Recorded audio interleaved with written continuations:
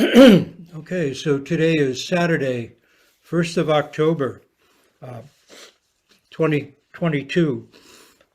It's an important day, early October in the Zen Buddhist calendar. This is when Bodhidharma, the fifth of the 10th month, is said to have died. We honor Bodhidharma at this time of year. Without him, there would be no Zen Buddhism as we know it. Without him, the rigor of practice, the demands of practice might get watered down. Bodhidharma insists that we be real, that realization be real, that our Zen not just be a social club or a nice place to gather for community, as important as those things are. The foundation of what makes us Zen practitioners and a Zen Sangha is our dedication to the realization of practice, the practice of actual realization, not a chimera, not a fantasy of it, but actual. He was willing, Bodhidharma, to sit alone for 9 years in a cave in order to affirm this. He could have had imperial patronage if he stuck around and explained to the emperor what was the kind of Buddhism he was teaching. But he didn't. He saw it wasn't a match, and so he left and sat alone for 9 years until Wei Ke showed up. And that's what we'll be dealing with today, the 41st koan in the Wumen Kwan, Gateless Barrier, Mumenkan in Japanese, Bodhidharma, and peace of mind. So the case goes like this. Bodhidharma sat facing the wall. The second ancestor, that would be Wei Ke, having cut off his arm, we'll get to that, stood there in the snow. He said, "Your disciple's mind has no peace as yet. I beg you, Master, to please put it to rest." Bodhidharma said, "Bring me your mind, and I will put it to rest." The second ancestor said, "I have searched for my mind, but I cannot find it."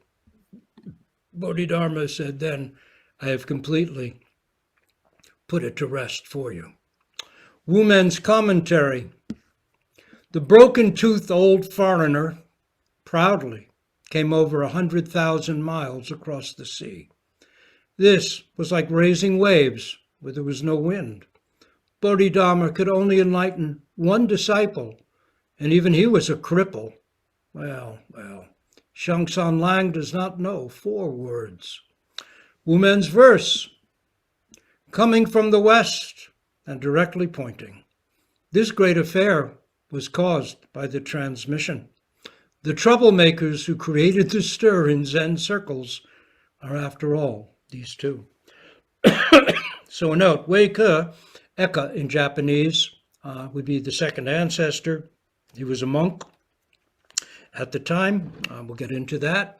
And the folkloric figure at the end, Shangsan Ling, was a superb fisherman, but was illiterate.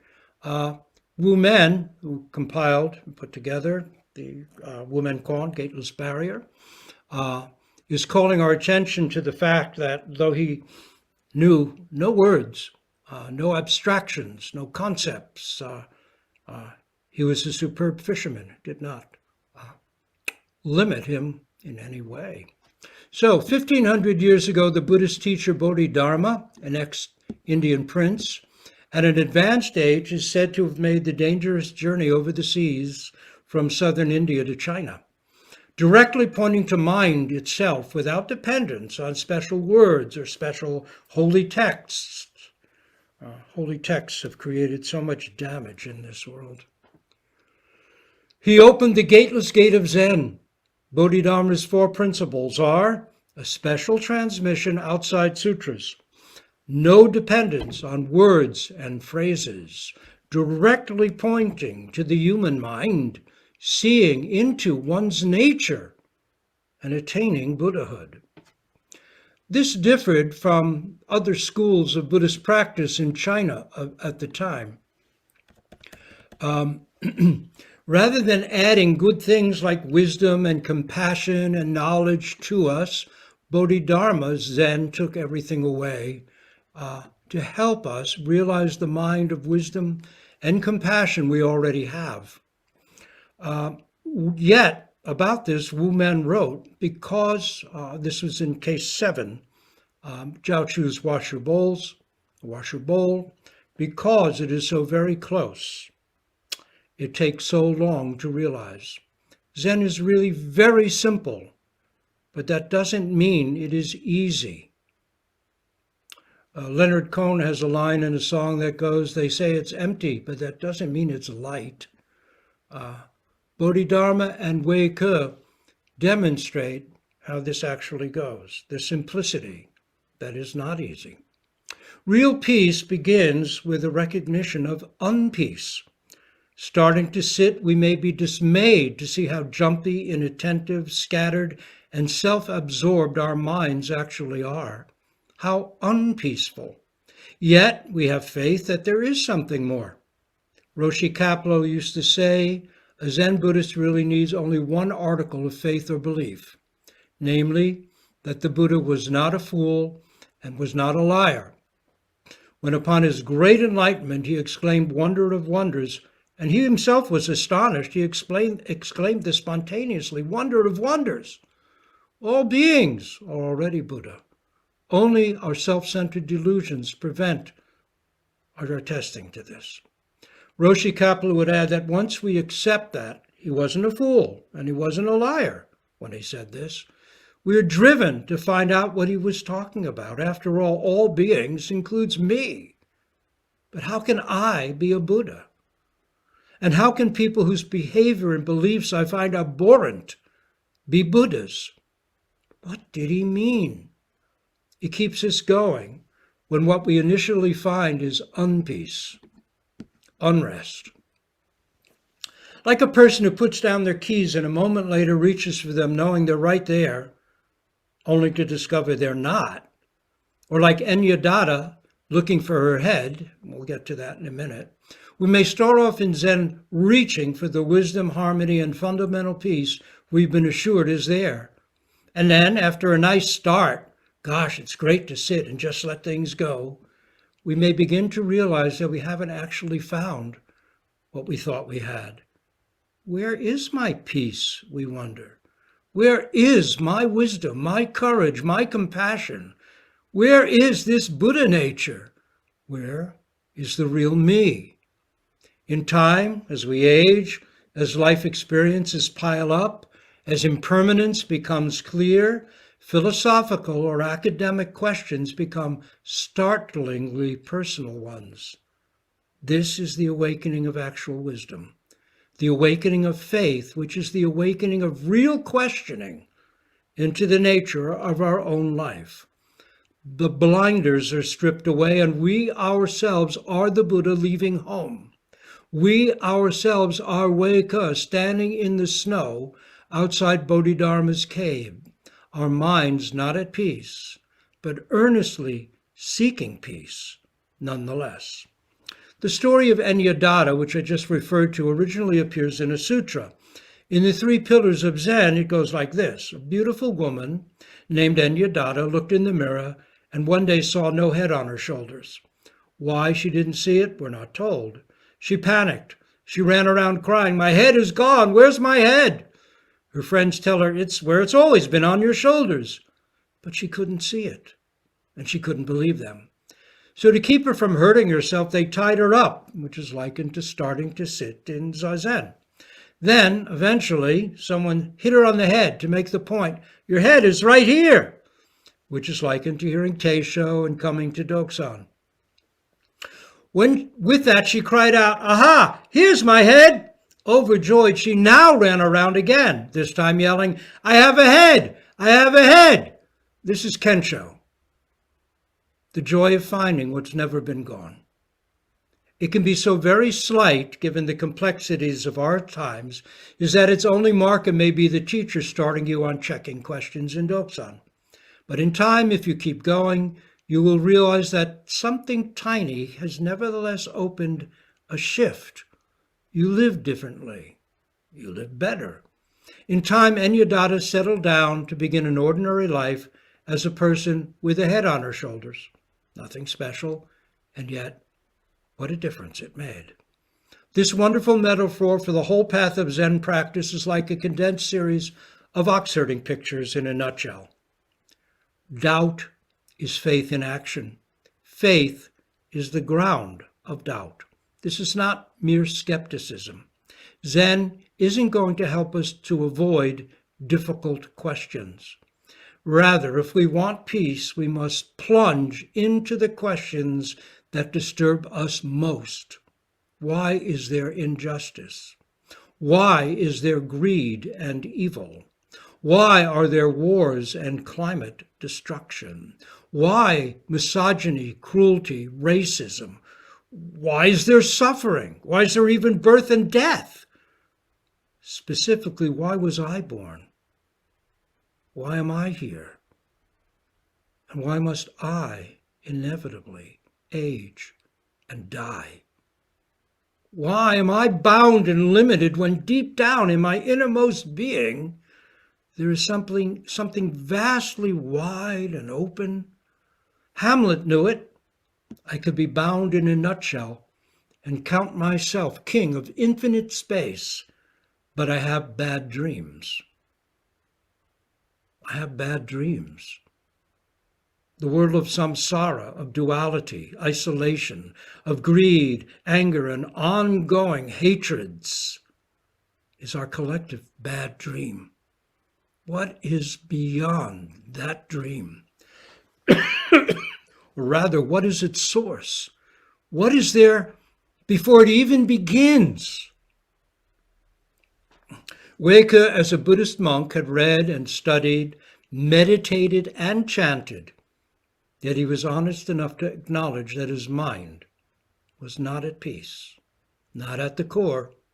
When he heard of this new teacher, Bodhidharma, he experienced an upsurge of faith in something more, something not yet realized, and he set off at once to find him. What does it take to work with a teacher? How dramatic does it have to be? Is it a show to impress the teacher, to impress our peers, or even ourselves so we feel better about ourselves? Does it matter if we express it or not as long as we have it? The story of Weka and Bodhidharma seems rather excessive, wouldn't you say? Letting go of what we no longer need.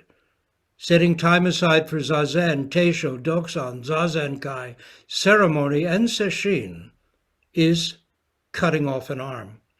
The story is that Weka had climbed up this mountain in the winter to get to Bodhidharma's cave. And when Bodhidharma rebuffs him, as we'll see, he takes out a knife or sword and cuts off his arm to prove that he means it. He's determined. He's not backing down, which is when this case begins. The Bodhidharma says, "And what do you want?" So we'll go on from here. For us, we're not trying to cut off our arm. It's quite a dramatic metaphor, but it's a metaphor for letting go of what we no longer need. That is, making time for zazen, making time for teisho, making time for doksan, zazenkai, ceremonies, and sesshin. This is how we cut off an arm. Letting go of what is lesser, we work to realize what is greater. Committing to this count, this breath, excuse me, this koan point is sitting in the snow. We no longer drift along, but go against the habitual flow of self-centered habits. While we don't cut off our arm, we do cut off what we may initially hold as precious, our me-oriented, self-centered, dualistic thinking. How do we cut that off? Not by suppressing it, not by blocking it, not by pretending it isn't there, but by seeing it so clearly and fully, it loses its obsessive interest and its obsessive grip on us. That is by practicing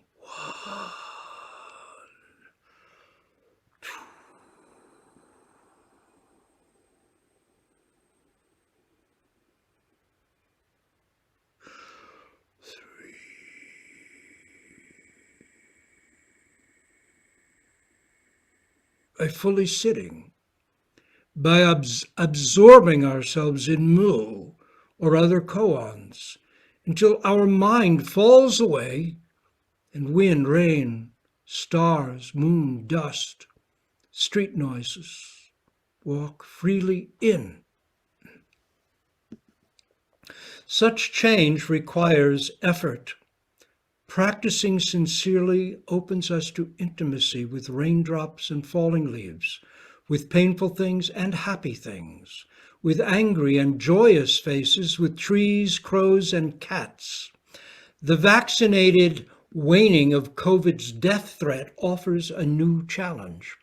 Zoom's convenience can be a life-saving gift, as well as a zone and a habit of convenience. So to add to our list of ordinary expressions of cutting off an arm, we now have coming in person periodically. Coming in person means stepping out of the domain of me and my, quite literally. It means stepping into Sangha, into a space dedicated to Buddha and Dharma, one not owned by me personally. There is deep value in this, growth value, maturing value. Whatever discomfort involved in making this effort may be well worth it. Trees that are planted in places too protected from wind never have to struggle to get a grip, never twist and turn and rock back and forth, and so their roots never get deep or strong. That very struggle makes the tree solid. Even though in person means practicing while wearing a mask, it also means having to make an effort to get to the Zendo. It means coming to a place not owned or controlled by us. It means practicing alongside Bodhidharma brothers and sisters. It means having eye contact with the teacher. It means hearing live teisho, if you're local, of course. If not, then Zoom is terrific. But all these things have deep effects on us and our practice. When Rose and I were on pilgrimage in China in 2006 with Sunyana Roshi and the Sanghas of Vermont, Toronto, and Costa Rica, we went to Bodhidharma's cave up above Shaolin Temple. The cave was very, very small. Inside, a nun from the nunnery lower down the mountain handed us each a stick of incense to offer to a life-size image of Bodhidharma seated at the back wall of the cave. This was a swarthy, kind of bearded statue of Bodhidharma. He had a gold earring in one ear and really lacked only a parrot and a cutlass to be a pirate, a kind of swashbuckling Dharma pirate. But that was always the image that we've had of Bodhidharma. But inside that little cave, we felt only peace. The real Bodhidharma felt not fierce. Fierce toward ignorance, yes. Fierce toward selfishness, yes. But not fierce, not a spiritual pirate, but rather so vastly, wonderfully empty. He was totally at peace with all and everything. That was the feeling in that cave of complete peace. But he was not a punching bag. He was not naive. When the Emperor Wu did not understand Bodhidharma's Zen, he didn't waste time trying to explain it to him and gain imperial patronage, which would have made his life, of course, much easier. He just packed up and left. Here's Heike Genroku, Blue Cliff Record, case number 1, Bodhidharma's I Don't Know. Emperor Wu of Liang asked the great master Bodhidharma, what is the first principle of the holy teachings? Bodhidharma said, emptiness, without holiness.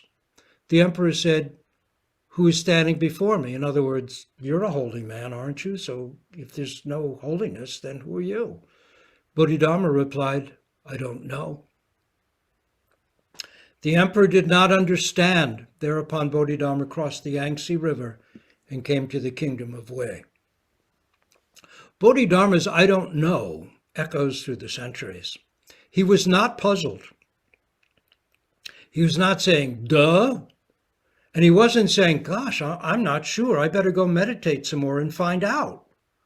And I have to tell you, I've actually heard of a non-koan teacher commenting on this koan and saying just that.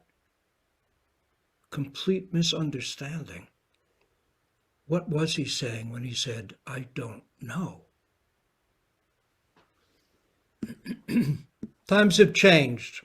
You don't need to be a Waco to realize that having a mind of peace might be a very good thing. Global pandemics, economic instability, corrupt leaders, nuclear weapons, rising fascism, biological catastrophe, climate change, environmental destruction, wars, terrorism, racism, sexism, famines, typhoons, earthquakes, and hurricanes make peace of mind, not just closing our eyes and minds to the threats, a very precious thing. Peace of mind. Anxiety is us. Our ordinary human intelligence, the anguish of our human awareness of death leads directly into the Buddha's first noble truth. Life as we know it, that is, unawakened life, is filled with anguish. The Buddha didn't invent this. He wasn't a pessimist, relishing suffering. He simply presented the actual truth of it from his own personal experience. In time, let's be clear, the big bad wolf comes to each and every door, huffs and puffs, and blows the house down, except for that house of brick. How do I build a house like that, we may think.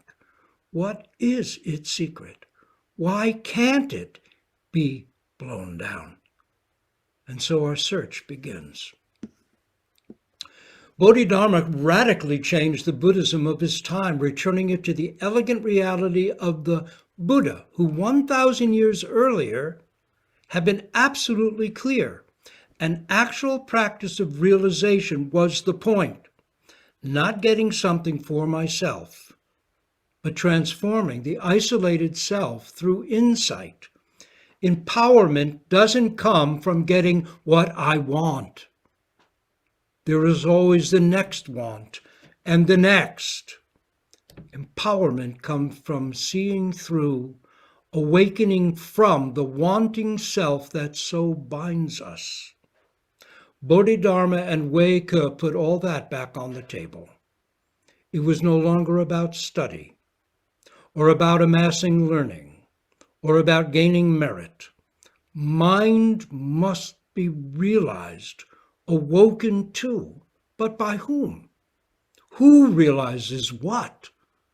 Bodhidharma Zen is that radical in the primary sense of going for the root. Radical means to the root.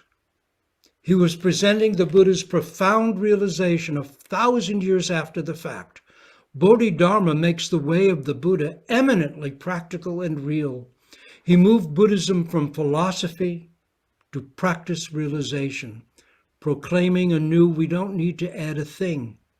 Our original nature is fully it, above the heavens, below the heavens. If we remove our habitually dualistic delusions, we are already where we have all been searching to be. This is the great irony and the great tragedy of human life. We already have everything we need. But because of our fixation on our dualistic, self-centered thinking, we just fail to realize it, and so fail to live from it. And so all the horrors that human beings create on this earth come into being. Zen is an answer. It's not an add-on, but it is not a quick fix. It's a lifetime's work. This is easier, this realization, much, much easier said than done.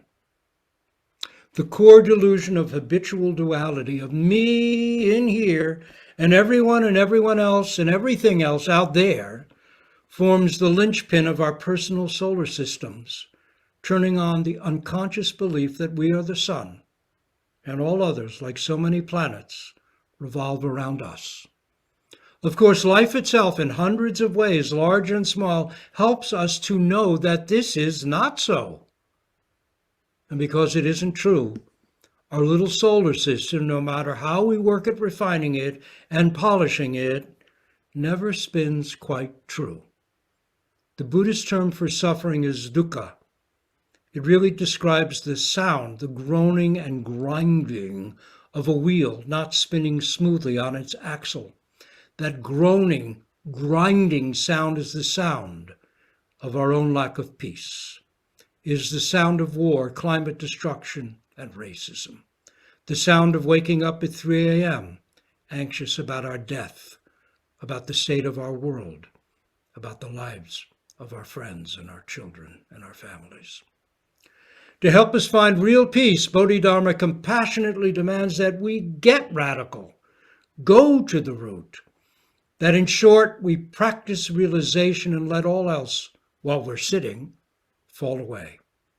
The transmission outside scriptures, not relying on words and letters, pointing directly to mind, not intellect, but the mind that right now sees colors with the eyes, hears sounds with the ears, tells us that just as we are, we each already have the full potential to awake in peace, to unself-centered Buddha nature, our own actual nature, our own original mind. Original not back in time, but original right now before even a single thought arises. The original mind. This is not anti-intellectualism. Neither Bodhidharma nor Wei-Ke were unlearned. Zen does not equate mindless spontaneity with wisdom. It does not seek to make us into spontaneous fools. Learning has a deep and valid place, but it is no substitute for personal knowledge of this breath, this morning star, this falling snow, this cold night on the mountainside. The koan of Bodhidharma and of his heir, Wei-Ke, plunges us into the heart of it. We are not at peace. How? How can we find peace? Bodhidharma, sensing sincerity, turns from his 9 years of facing the wall. It said that after leaving the Emperor Wu, who didn't understand his Zen, he went to the kingdom of Wei, went up mountainside above Shaolin Temple, and sat alone in the cave doing zazen for 9 years, facing the wall. So now he asks, what do you want? Wei-Ke says, help me attain peace of mind.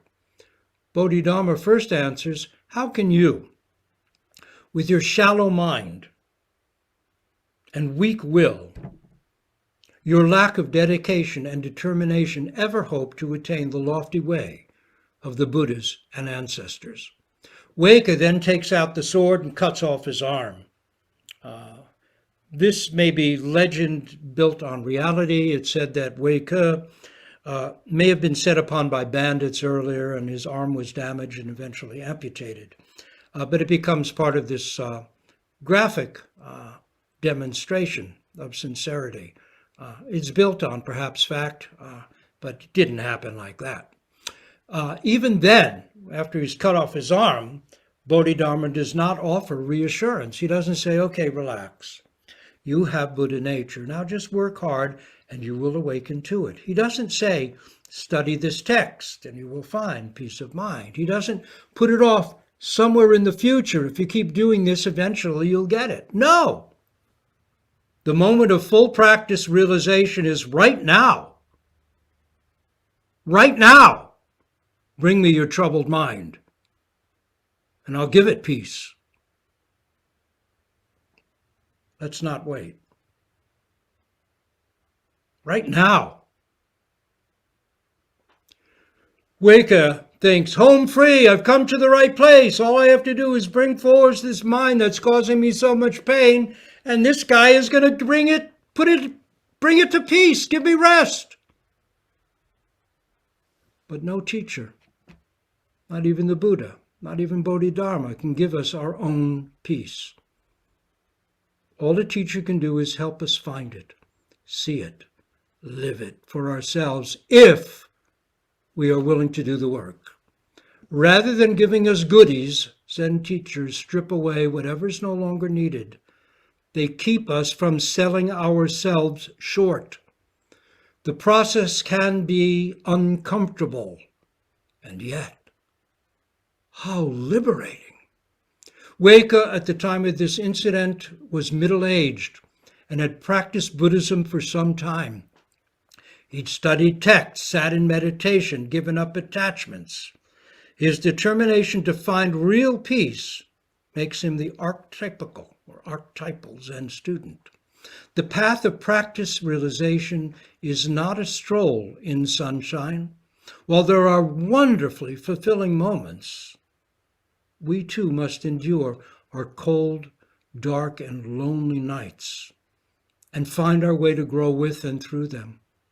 Weike, sitting and searching for his mind, may have taken minutes, hours, days, weeks, months, or even years. The koan doesn't say.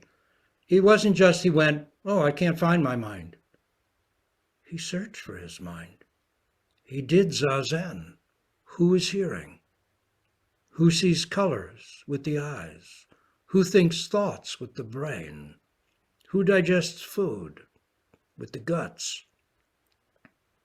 Who lifts the arm to scratch my head or scratch my eyebrow? Who am I? I can't find this mind. Woman's commentary. The broken-toothed old foreigner proudly came over 100,000 miles across the sea. This was like raising waves where there's no wind. Bodhidharma could enlighten only one disciple, and even he was a cripple. Well, Shangsan Lang does not know 4 words.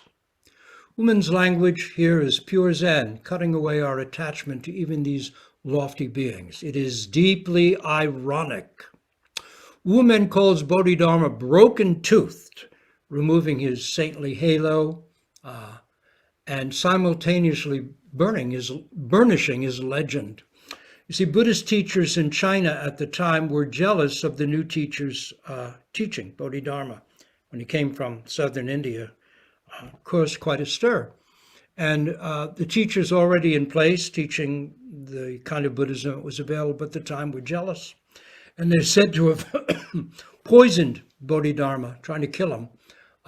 And the poison didn't kill him, but chipped his front teeth. They fell out. So broken-toothed old foreigner.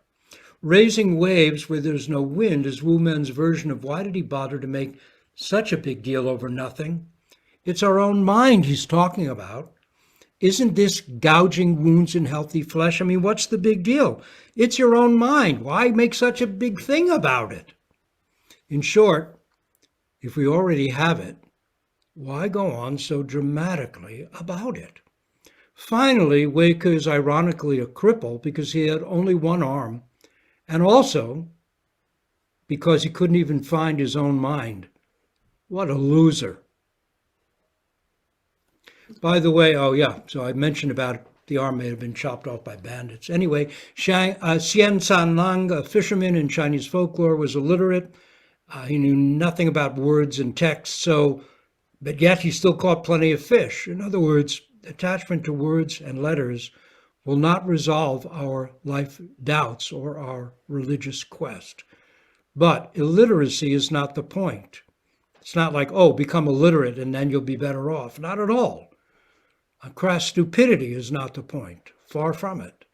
It's just that our fundamental doubts are not going to be resolved by anything but turning really deeply within. Such language is very noted in Zen, as kind of irony, is designed to free us from attachment to even Zen's founding teachers. Great, noble, dedicated people. But Zen won't let us settle down with, boy, how great they were. hear about my teachers. No, we must set out on the same road, accomplish what they did, and find ways to help others do the same. We can't even cling to the teachers of the past, though we can be inspired by them.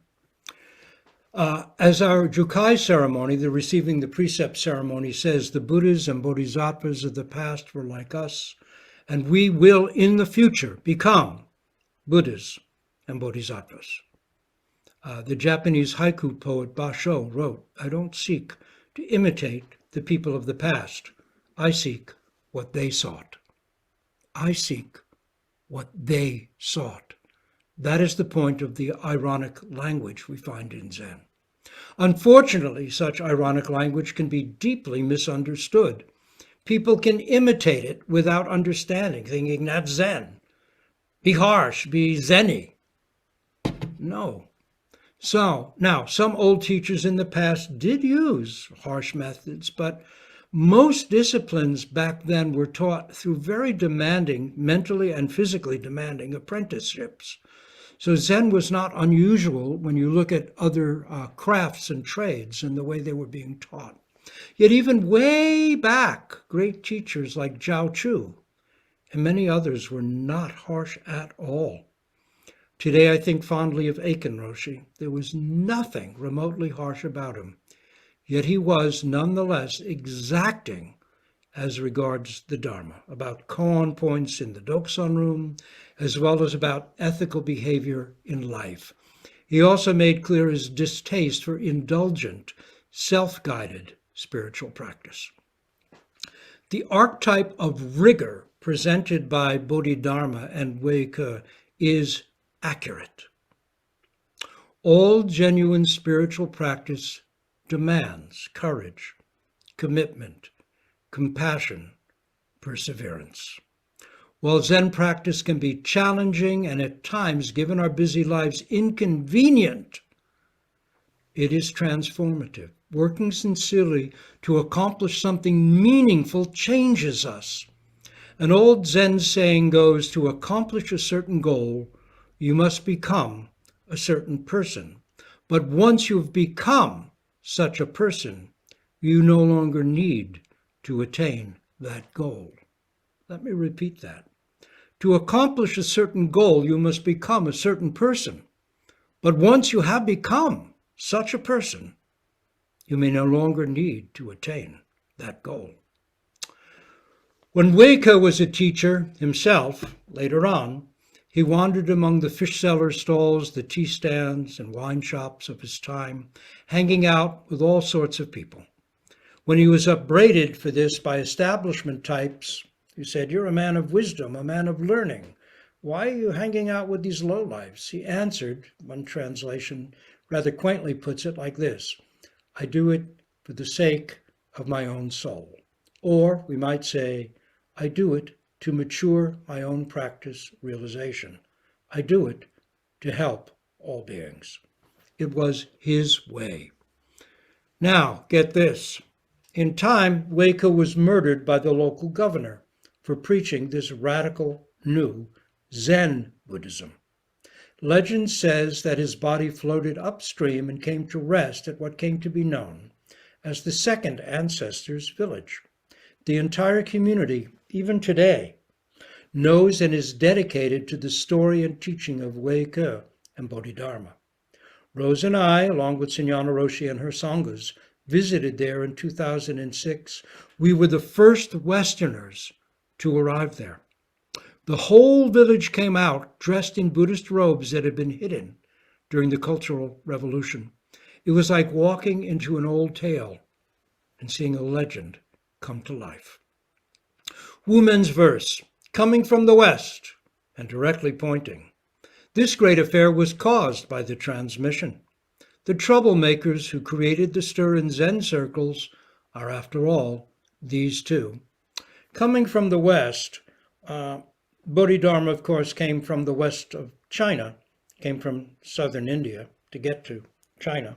But it also has an implication of coming from the Western paradise of Amitabha, Buddha of boundless light. Amida Buddha. And the implication there is that Bodhidharma was really the Bodhisattva Avalokiteshvara, descending to this earth from the Western paradise. So there's a little play there, a kind of little Buddhist learning underlying Wu Men's line, coming from the West and directly pointing. This great affair was caused by the transmission of Dharma, Zen Dharma, from Bodhidharma to Wei Ke, up on a cold mountainside in the winter. The troublemakers who created the stir in Zen circles are, after all, these two. We're all still suffering because of Bodhidharma and Wei Ke.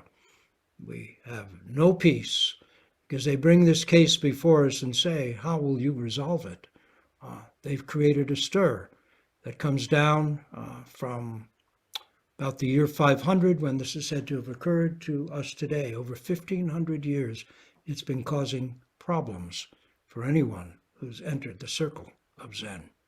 I think of John Lewis, who said we should never be afraid to cause good trouble. In their own time, Bodhidharma and Wei Ke were of that same mind. The Buddha way, Zen tells us, is not far off, and it is not reserved for special people. It is ours by birthright. It is not Chinese, it is not Japanese, it is not Indian, it is not American. It is not even planetary. It is our birthright. At some point, we all recognize the difficulties and challenges of this life, and we are anguished by them. That is our start. That is the first noble truth. All we need do then is simply, as Bodhidharma insisted long ago, bring forth our troubled mind so it can be pacified. That's all we have to do. It shouldn't be too hard to do that, should it? We'll stop here, and then we will begin our ceremony. So we will not do our great vows for all. That will happen at the end of our ceremony honoring Bodhidharma. When I turn this around, you will see on the altar, we'll move this closer so you can see it, various couple of images of Bodhidharma, and also a reproduction of Sesshu, the great Japanese painter's painting of Bodhidharma facing the wall and Wei Ke coming before him with his arm neatly wrapped in a napkin, holding it out as an offering. You can see it because the teacup is in front. Yeah, that may be blocked by the little teacup, which I got in Japan in '89 when I was there traveling and speaking. But it's a great painting. Of course, Roshi Kapleau always pointed out Sesshu was more an artist than a Zen practitioner because Bodhidharma's knees are up in the air. And anyone who sat knows his knees should be down on the ground. But it worked better for the painting. It's a very famous painting and really captures the rigor, the dedication, the determination that Zen not only demands of us, but brings forth in us. And so it's really a very pretty incredible piece of art.